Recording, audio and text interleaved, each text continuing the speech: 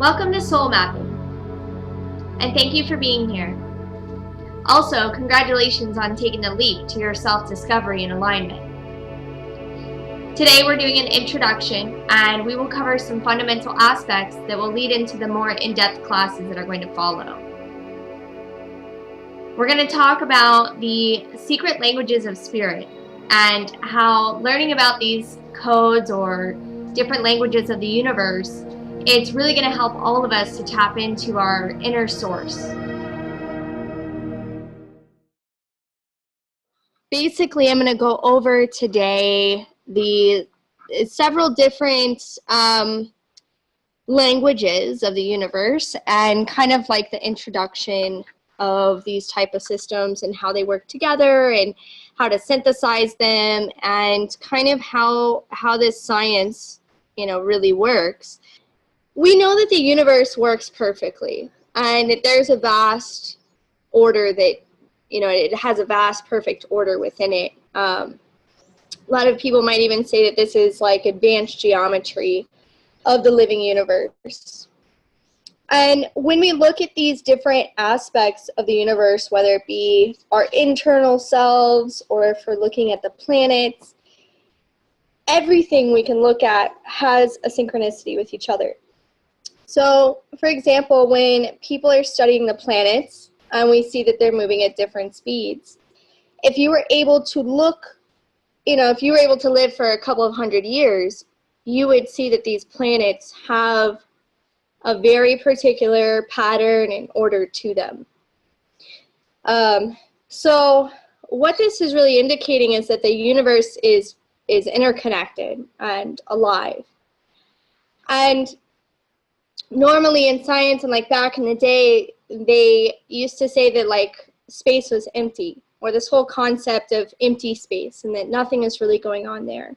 That was actually not correct. It's been proven that a lot more is going on within the space. Okay, so you have like material aspect of life, the stuff that you can measure, you can touch it, you can feel it, you can see it, those type of aspects, and then there's actually quite a bit more going on behind the scenes. So it's pretty important to know it's not like there's actually a disconnection between things. Yeah, basically this concept of empty space really is something that we all need to look at, because when they find out, and they've already found out that 99.999% of the stuff that's happening in the universe is coming from this quote-unquote empty space, All right, so we're talking about how the universe has this perfect order, and that if you're looking at the macrocosm of the planets and their synchronicity with each other, what science and spirituality is really coming to the conclusion of is that everything in the universe is connected and alive. And what I was trying to bring in was the concept of the empty space, and that back in the day, about 500 years ago, when a scientist named Copernicus declared that the Earth was, no longer the center of the universe, that was his hypothesis, then many scientists started to question it, and, it got rejected at first and eventually became accepted. And what happened to that is that we started to separate everything out. So meaning that as we overly objectified the universe, meaning we only accepted things that we could see, touch, hear, taste, smell, measure with our senses and the like limited tools that humanity has, it really started to create this type of reality where everything's separate, like you're separate from other people, the planets are separate from themselves, like everything in life became kind of isolated, and that people were just these insignificant beings floating on a rock around the sun, no longer being the center of the universe. So what we are finding out is that that's not true, that there's actually a lot of information within the quote-unquote empty space of things. So scientists have found out that most of what's going on in the universe actually takes place in this empty space. Okay, so the stuff that you can't always see or you can't touch, or it's difficult to measure, even though they now have the capacity to measure a lot of it. And there's a scientist named Nassim Haramein who proposes that maybe it's not the material world that defines space, but maybe it's space that defines the material world, which is really interesting concept to think about. Yeah, so basically what all this means is that we're all connected within this vast mechanism, or we can even think of it kind of like a metaphor of being part of some larger being, and that we are living within this fractal universe, and we are really here to experience the dance of being a creator and the creation at the same time. So that's why there's a lot of confusion, within the spiritual community of, oh yeah, you create your own universe, like manifestation, The Secret, if you can just envision it, you will create it. And then there's this other aspect where it's like, well, we are also the creation, okay? Because we have to align with the creative aspect of the universe to be able to actually participate in the creation, okay? And that's what these secret languages of spirit really do, is they're tapping us into and experiencing a higher intelligence so that we can align with it.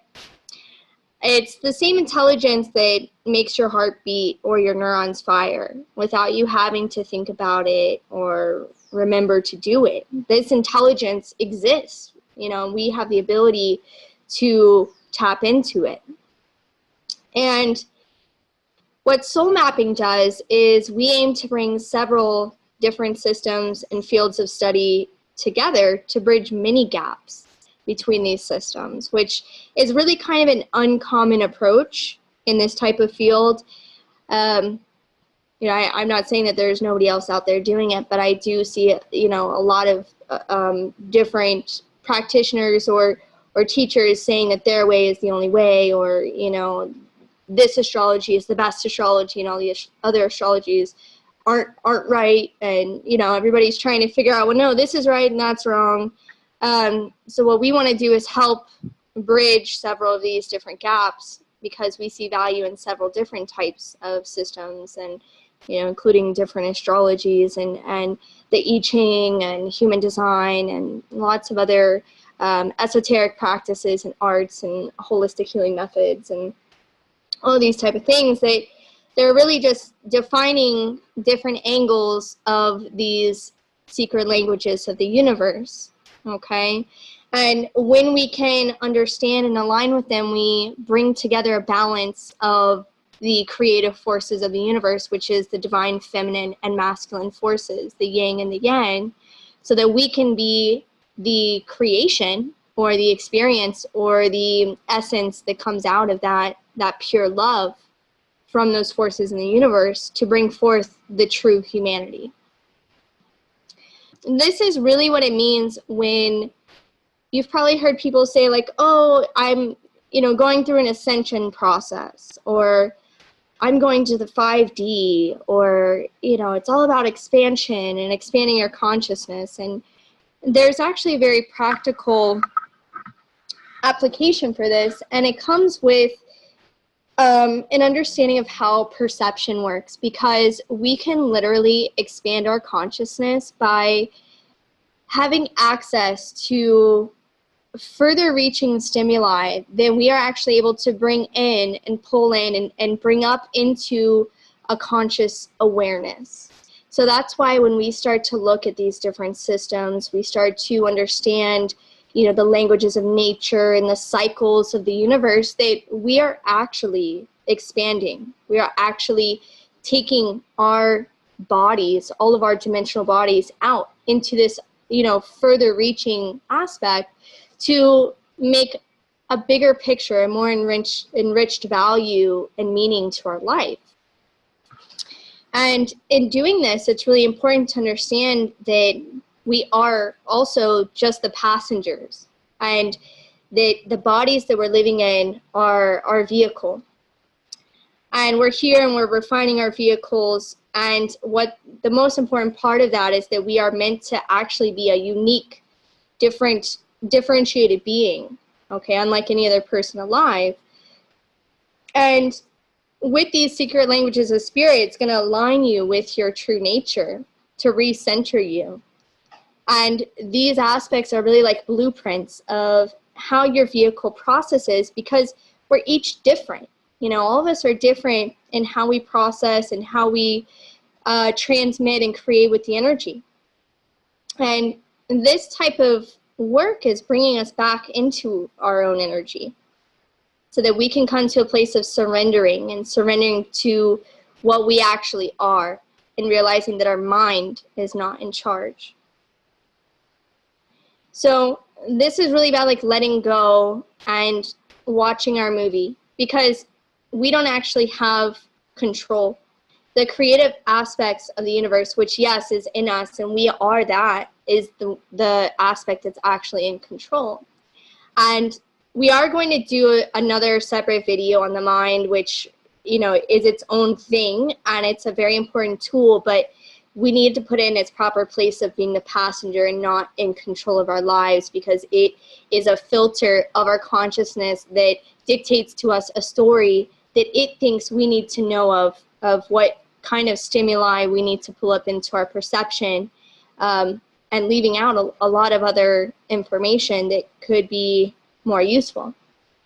And most of what's coming up with the mind a lot of times is fears and anxieties, doubts and confusion, you know, trying to get to the mystery and just, you know, driving yourself crazy with conditioning and programming and those types of aspects.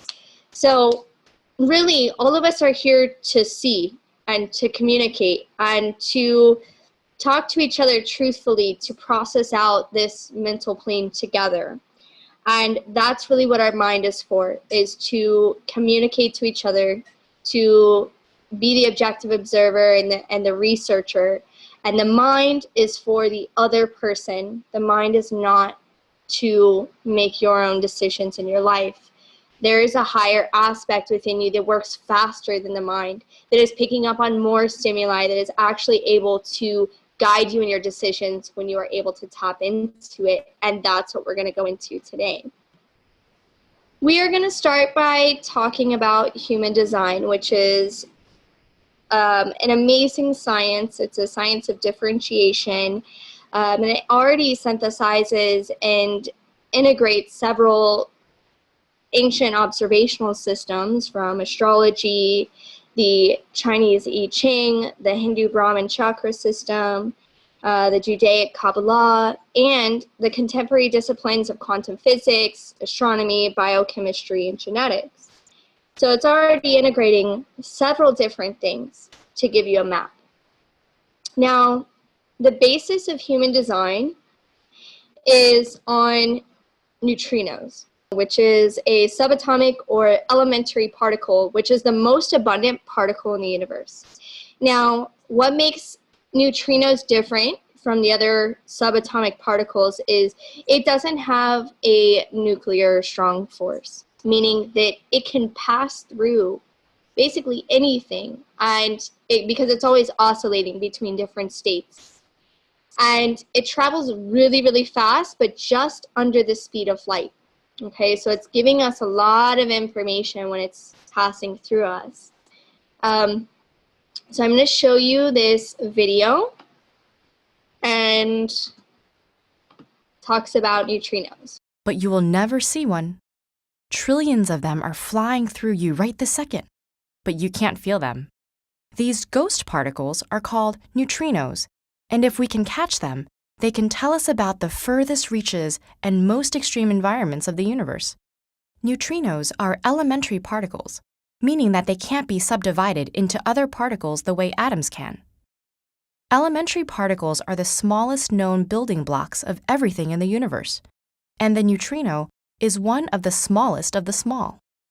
1,000,000 times less massive than an electron, neutrinos fly easily through matter unaffected by magnetic fields. In fact, they hardly ever interact with anything.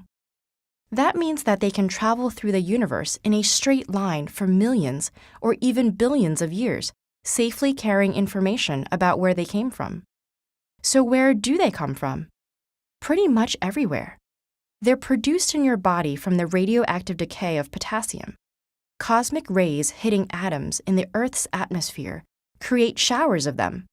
They're produced by nuclear reactions inside the sun and by radioactive decay inside the Earth.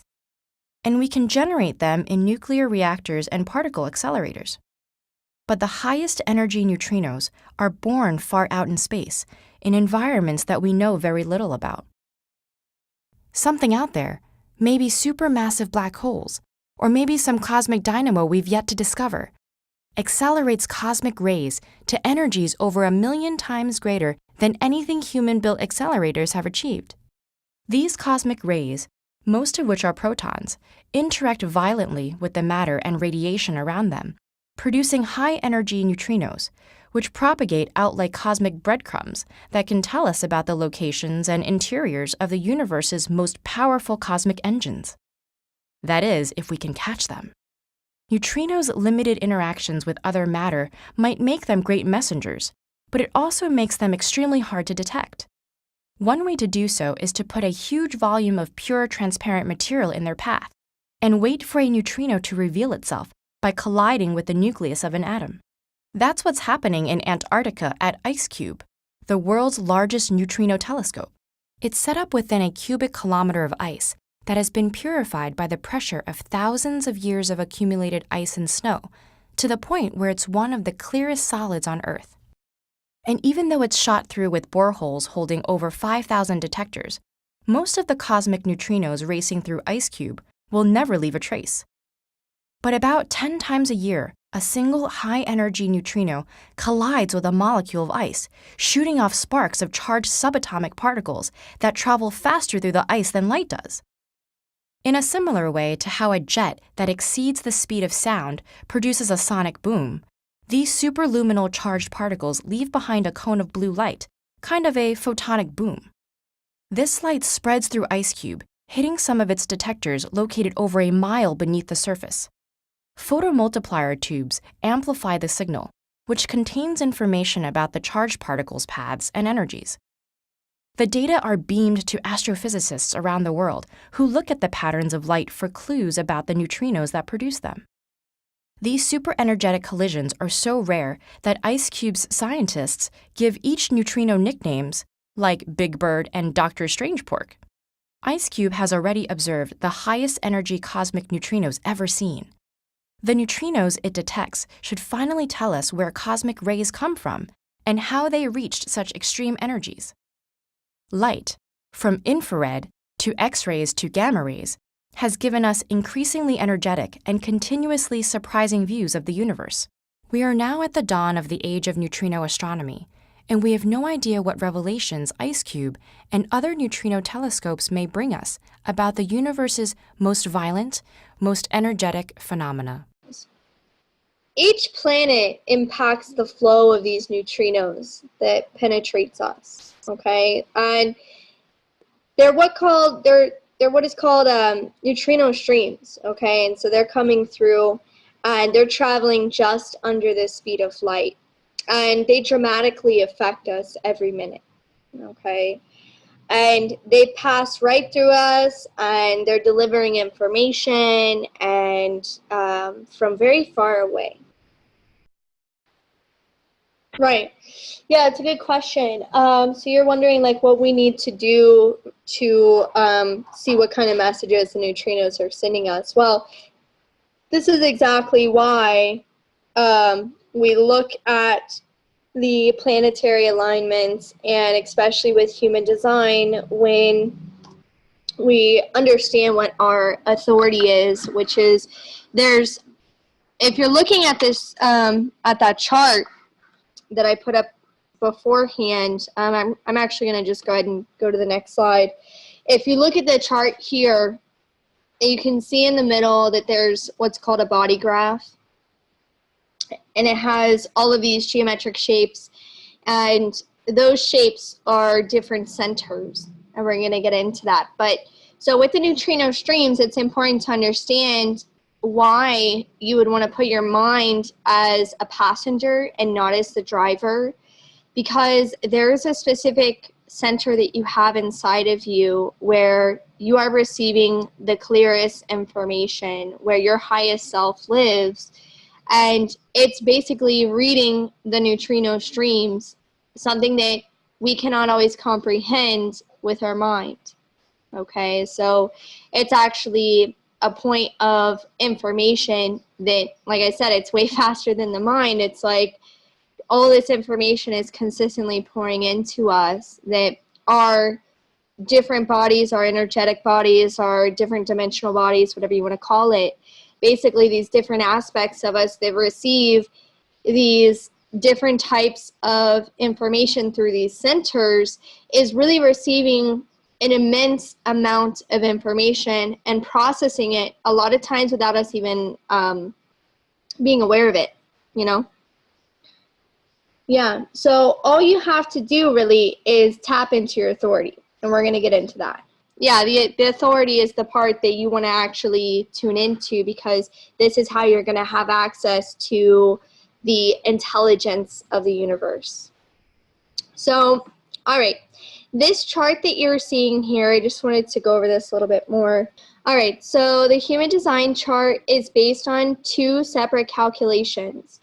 Normally, you know, a lot of people are familiar with like astrology and other types of systems. It's normally that they only have like 1 calculation, and it's normally when you are first born, you know, and it's a snapshot of the universe. Now with human design, there's actually 2 different calculations that create this chart, and they're 88 days apart. Yeah, these 2 different calculations gives you an understanding of the juxtaposition of your reality, or these 2 separate time frames of energies that are created within you, you know, the yin and the yang principle, the design and the personality principles, these 2 creative aspects that are coming into balance to create your experience. And when we look at this, it's really like a genetic map or a blueprint for our life journey. So we can look at this and it gives us a ton of information. When you're looking at the outside of this map, the first thing that you see is that there are all these little shapes on the furthest outside ring. Okay, they're like these little lines, and you know, it's kind of hard to tell what they're doing, but they're basically all composed of 6 lines. These are all hexagrams. They're the I Ching, which correlate to the gates. So you see the numbers in the ring below that, or more inward, the numbers. And those are the gates. And each of those gates corresponds within the centers. So all those shapes inside the body graph. And inwards of the numbers or the gates, you see the ring of the zodiac. Okay, so all the astrological signs. And so what happens is, when we take the calculations of, let's say, your birth, okay, this would be the personality aspect, you would chart on here where the planets are. And that would correlate to the centers, which would correlate to your definition, and giving you the blueprint for how your vehicle processes and receives and transmits to create with the energy that it's dealing with. Okay, because we're all like these little processing units, these vehicles that are here to create with the energy. Okay, so if we're not in alignment with it, then we have all sorts of problems. We have health problems, you know, there's a lot of stress in our life, relationships aren't good, jobs aren't good, we're just not happy overall. So a lot of us really wish we had a blueprint or a map, some way to actually understand how our true nature is, because we all have like a natural response to things, but because of conditioning, programming, how you were raised, the era that you lived in with society, like what was going on then, eating habits, all sorts of things really took us away from our true nature or our original unique self and expressing that. So a lot of times what most people are doing is using the mind to run their life. So something will come in, and because of all these years of like repressing your original energy, when something comes in, you just try to decipher it with your mind, because that's what we feel we can trust, even though the mind is not connected to an energy center like a motor or some aspect where we can actually have access to energy to change something with just our mind. The mind is that it's just the mind, it's there. It automatically creates a duality, or why you should and shouldn't do things. It's always going to over rationalize itself to where you don't even have a clear answer, because it could always be either way. So yeah, this chart is really going to give us this energy to tap us back into ourselves so that we can have our unique place and purpose in life. This is your unique fingerprint. And the universe really did give you a specific design because it needs you to be a certain way.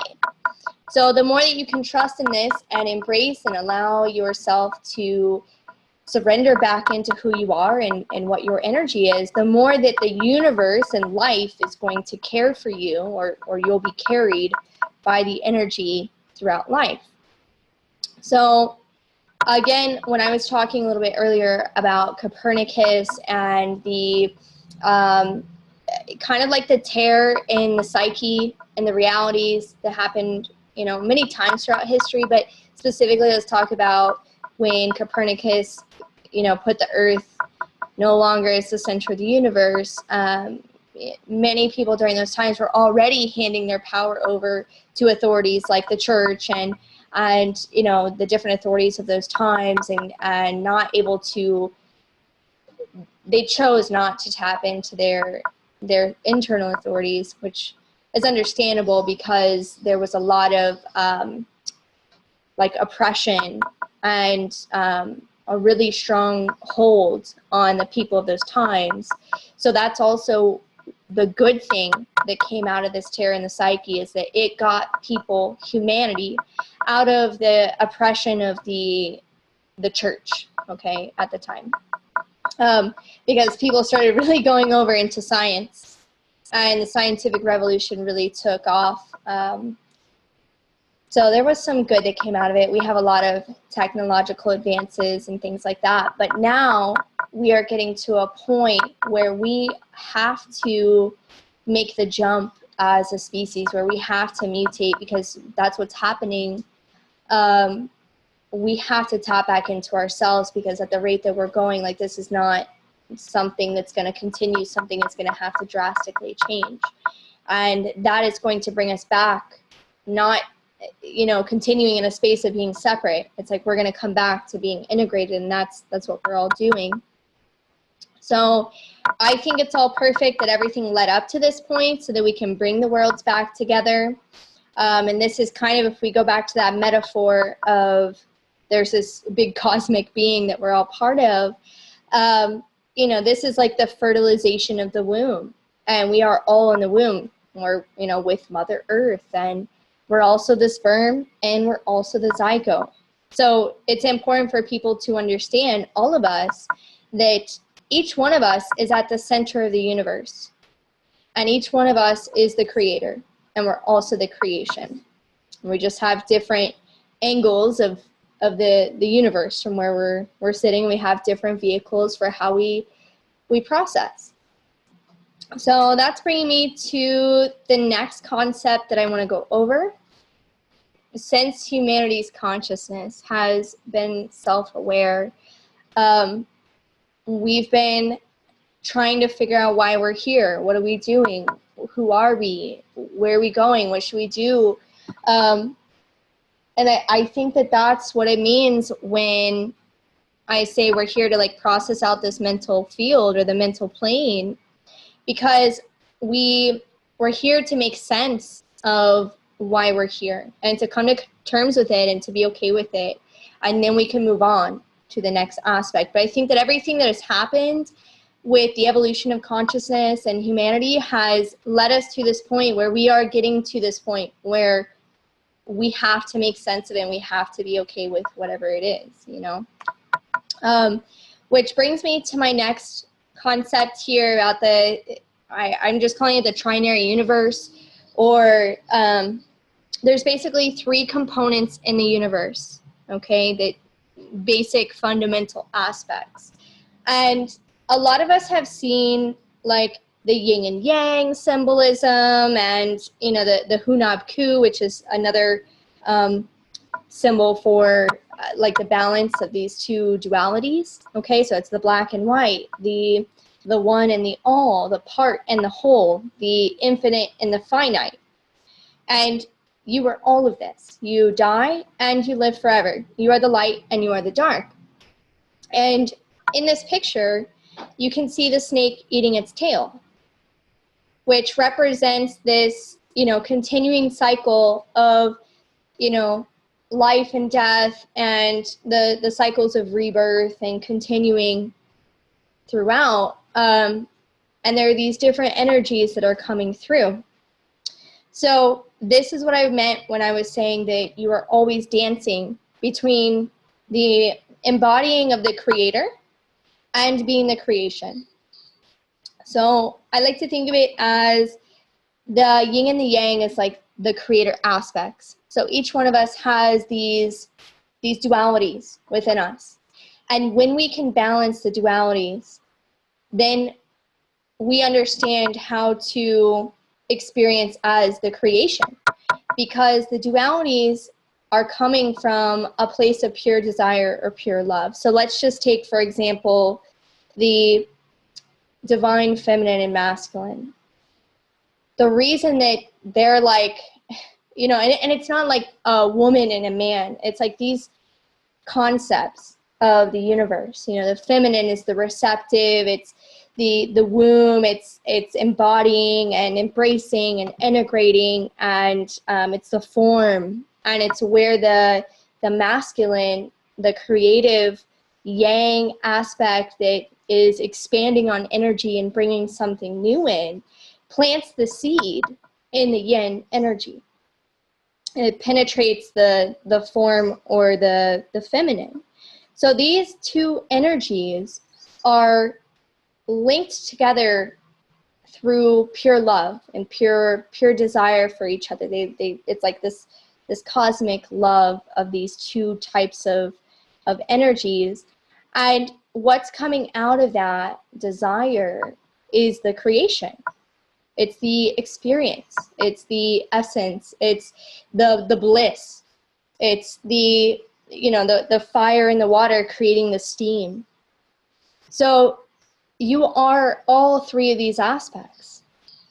You receive all energy, and you are meant to reorder and create with it. When you're in alignment with these balanced creator aspects, the balanced polarities. And what comes out of that through this creation is the archetypes of all.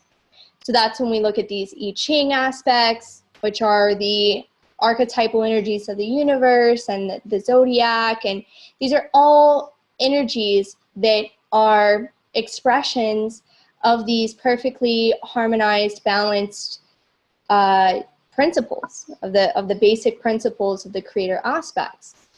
And we can look at those energies and see them, you know, are they in a shadow aspect right now? Are they, you know, is everything in balance? Because they're all indicators, and these are all different light languages or codes to the universe. So in essence, it's like there's a constant emerging tantric experience going on, and our bodies or our vehicles are here at the point of that creation. And we're able to, through that desire and pure love and that balance, have an amazing experience, okay? So that's why we're both the creator and the creation, because we need to balance these aspects within ourselves. And then the creation aspect we're here to observe that. We're here to like be the conscious observer of it, not the person that's trying to control it or I'm trying to manifest. I'm going to go out and do this thing. No, it's like all you have to do is be in alignment with your form, and then you get the amazing bliss of experiencing your true self, your true creation emerge from you. And, you know, that's really what these different codes or systems, these languages are really helping us do, is find out where we're not balanced, and what our true energies are. Because if we're all part of this fractal, if we all have our own centers of the universe, each one of us has a different fingerprint. Wouldn't it help if we had like an idea of what our fingerprint looked like, so that we can understand what our energy is, so that we can align with it and allow it to happen, and not feel ashamed about it, or not feel like, you know, through conditioning and society's pressures that we have to be different. Like, we can actually embrace ourselves and allow whatever's going to emerge from it, and not have to be so forceful. So that's a little bit about this concept of how these principles are working. Okay, so we're going to talk about sacred circles. Across many ancient cultures, a lot of them had several different types of medicine wheels, or these sacred hoops, sacred circles, natal charts, all types of different representations of what they felt being in alignment was. Okay, so between all these different cultures, as you can see in this picture, they all have different explanations, different meanings, different purposes and uses, and a lot of them at the time were specific to their culture. But there is one fundamental similarity besides just the circular shape. These medicine wheels represent the alignment and continuous interaction of all your bodies, the physical, emotional, mental, spiritual, all these different aspects and different realities. And also the circle shape represents the interconnectivity of all aspects of one's being, including your connection with the natural world. They were also frequently believed to be the circle of awareness of the individual self, or the circle of knowledge that provides the power we each have over our own lives. So, as you can see, the circular shape has been like a constant for this type of representation, and we can learn a lot by looking at these different, the different cultural aspects within all these types of wheels. So just wanted to touch on that. Now I'm gonna touch a little bit on astrology, because I think it's important for people to understand a few common misconceptions with it. That yes, we see planetary like synchronicity, and that it is the oldest science that is available. But planets don't cause events. Planetary alignments don't cause things to happen. And that's not why people are studying them or looking at them. And I think that most people that don't understand or kind of like refuse to look at astrology, that's, I think, what they think is that like, oh, you believe that the planets are causing stuff on the earth and whatever. That's not true. The planets are just indicators of what type of archetypal energies are taking place at the time. So if we understand that we are in a fractal, so we look at the micro and we can see the mirror happening in the macro, or the other way around. It's showing us that there's like an interrelated wholeness, that man actually belongs to a systemic totality, having harmony and resonance and tuning as primal characteristics. It is not something where we are feeling separated from these planets and they're causing something and whatever. So I just wanted to touch on that. We are going to be doing specific videos on all of these aspects, like more in detail. So for now, we're just kind of touching on brief aspects of them. Let's look again at the human design chart. So this is another layout of the circle or the mandala. So we saw the circular aspect of it, and this layout of the chart helps us to see a little bit more detail. Okay, so if we are looking at this, you see that again that there's those two sets of numbers. You see on the left, the red, which is the design. This would be like the unconscious form aspect that is containing the intelligence of our body. It's really the like unconscious, but other people actually notice it, these aspects of us, and this is what is inherited. This is also the vehicle, the form, the material. Now, the black side, the personality on the right, that is the intelligence of the passenger. It's eternal aspect, the soul. It's what we have conscious access to, and a lot of times what we identify with. So we understand these aspects, we're conscious of them, we embrace them. Well, maybe not all of them, but we understand them. And it's also like the mind and the spirit. So the left is more body, the right is mind. And we, again, are the result of this marriage, of this, sacred union, the form and the spirit, the yin and the yang. And with this, you're seeing also in the center here that there are all these different shapes. Those, again, are the centers. And you see that there's color and then that there's white. So the colored aspects are the aspects of ourselves that is our definition. It's what we are bringing into the world. It's what that's our true nature, okay? And the white aspects, the white shapes and the white lines, those are the aspects that we are learning about. That's where we're going to school. That's where we are receiving from.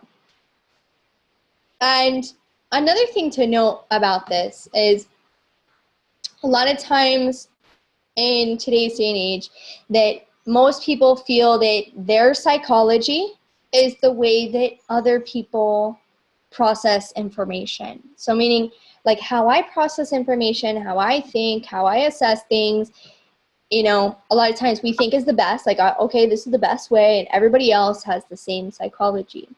And that causes a lot of problems, okay? Because Carl Jung said that discovering that people are actually quite different from us is often seen as disagreeable failings that are hard to bear, or as unendurable faults that have to be condemned. So we can see how this type of thinking is quite detrimental, especially when it's like a parent-child, situation where a child can't defend themselves. And this really is also another form of conditioning. We're all conditioning each other consciously and unconsciously, and we need to understand that we're not all the same. Like, people are unique, and people gravitate towards rough categories based on, their charts, but also how they like see things and evaluate things and interpret and create life. And more than anything with human design, you start to see that. You start to see that, oh, these people are completely uniquely different from me. And wow, I can respect that. I don't need to impose my thought process or my energetic process on them and how I decide things, because each one of us has a different way of making decisions that is correct for us. We have different ways of our thought process, different ways of like our diets, how we're supposed to eat. There's not one way that is the right way. It's depending on a lot of factors. So we understand that now, that it's good to understand that we have different like groupings that people can fall under, and it doesn't mean that they're less unique. That's actually incorrect. And I think that is also why sometimes people are afraid to look into these type of systems because they feel like it's going to box them in. And what's really happening is it's reminding them of their own lack of individuality. I mean, how many people can truly claim to be fully conscious and fully within their potential? You know, a lot of people are pretending, but, you know, most of us are, okay, we're trying to figure this out. And the ones that are actually getting to their potential are the ones that are realizing that it does require some effort, and that the work that we have to do is allowing our true energy to come through. It's not the work of, I just have to fight harder, I have to, you know, work harder on this and that. It's not. So, you know, as we can see with all of this, that people are now being called back to come back into themselves. And when you have a specific strategy and authority, you can bypass all of this conditioning, all of the, you know, programming and other people's influences, so that you can get straight through into recentering yourself and allowing your awakening process to take place within you. So a lot of these tools have to be experimented with, okay? This is not one of those like quick fix, like, oh, all you have to do is this. You're instantly like gonna be happy and free of suffering and everything's gonna be peachy.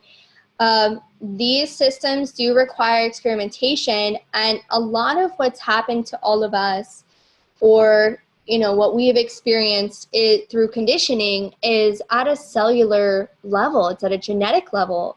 So we know that your cells replace themselves every 7 years, okay?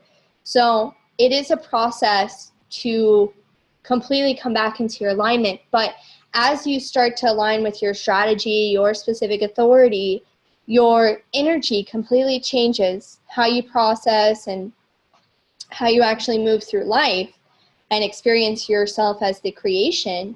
It starts to get, like, your frequency changes where it gets stronger into your own energy. So it gets easier. But you do have to experiment with it. And we're going to do specific videos on the specific authorities and the types and all the aspects that come with it, so that people can have this information and have a better idea of how to work with it. And it's great to experiment with your friends and people around you and the people you're working with, and you know, just keep getting into it. But yeah, astrology, human design, Jungian typology, and psychological observation, all these types of things have for the longest time been denigrated as being a rigid structure that doesn't allow for any individual differences. But as we can see, it's exactly the opposite. And we're all here to process our energy differently.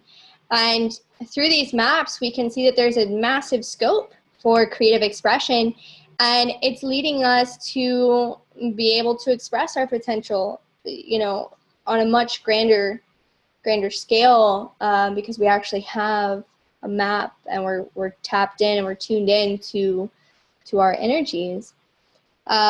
It's like they say, though, that no map is the country. So your chart is not you. You know, it's they're there to give you pointers to your patterns, and yes, they can pinpoint very specific things, but ultimately you're going to be the one to experience and express through those.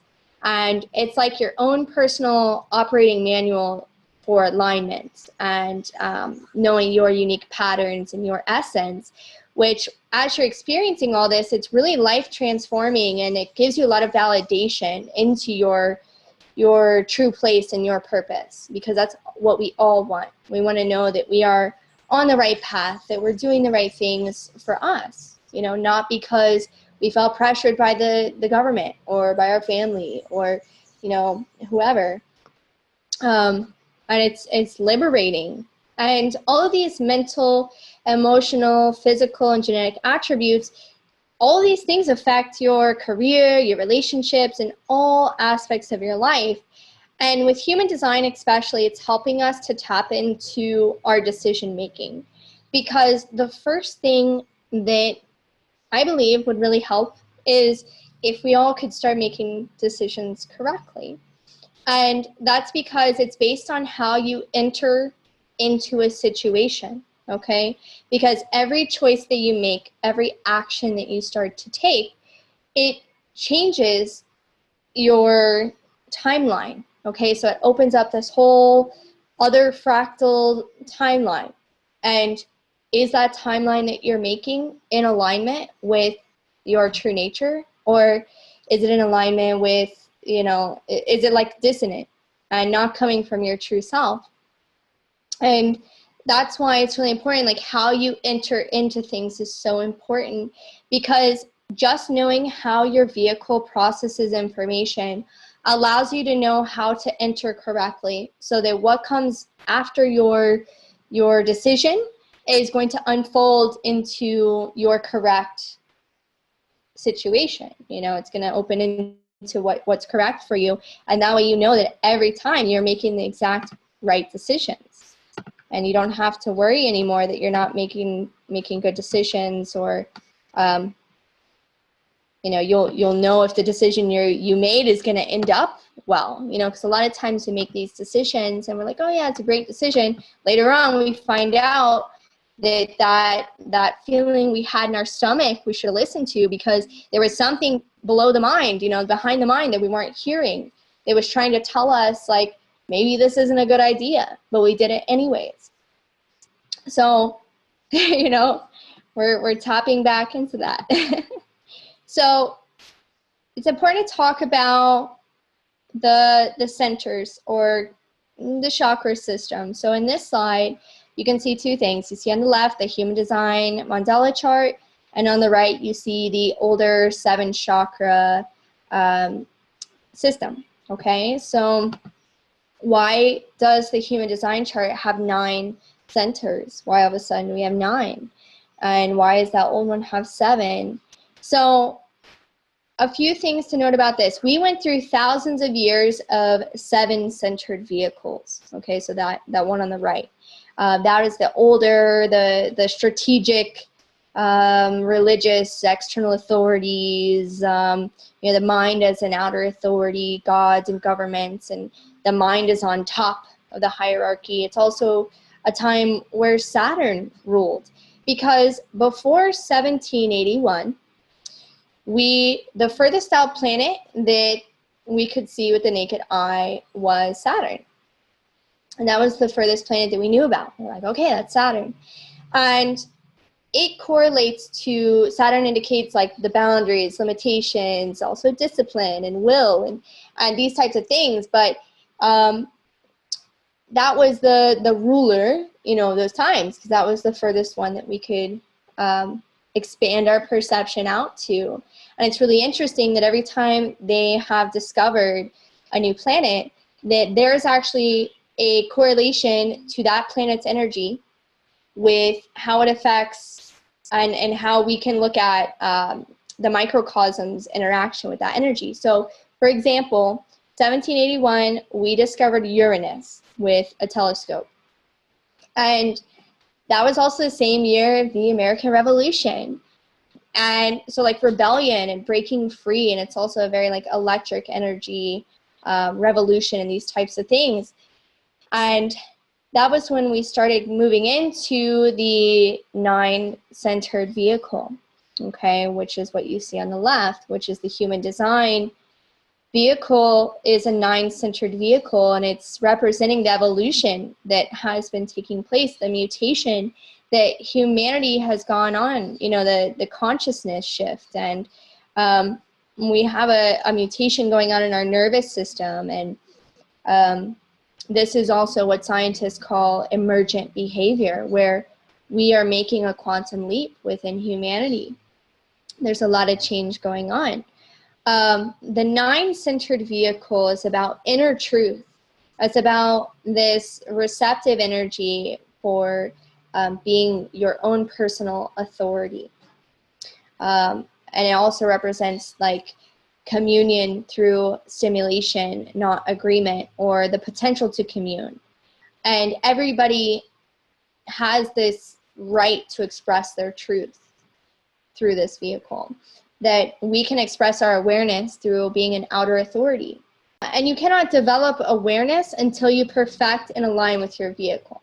So we've undergone, 100 and something years to, we're getting used to this vehicle. So everybody who is alive now is still kind of operating on the 7 chakra system, but we are in a 9-centered vehicle.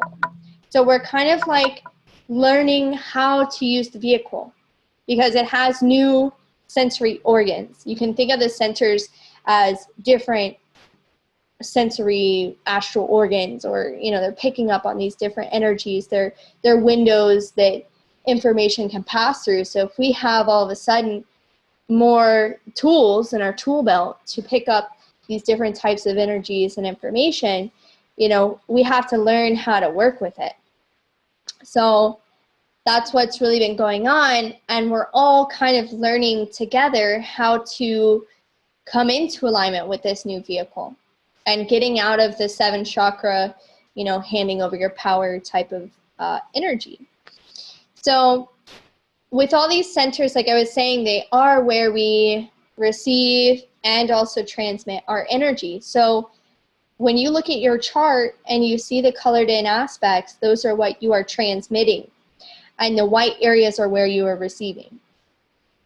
And this is how we can let our own energy guide us, by understanding that when we receive this information through our white centers, a lot of times if we're not aware of it, that's where we are getting conditioning.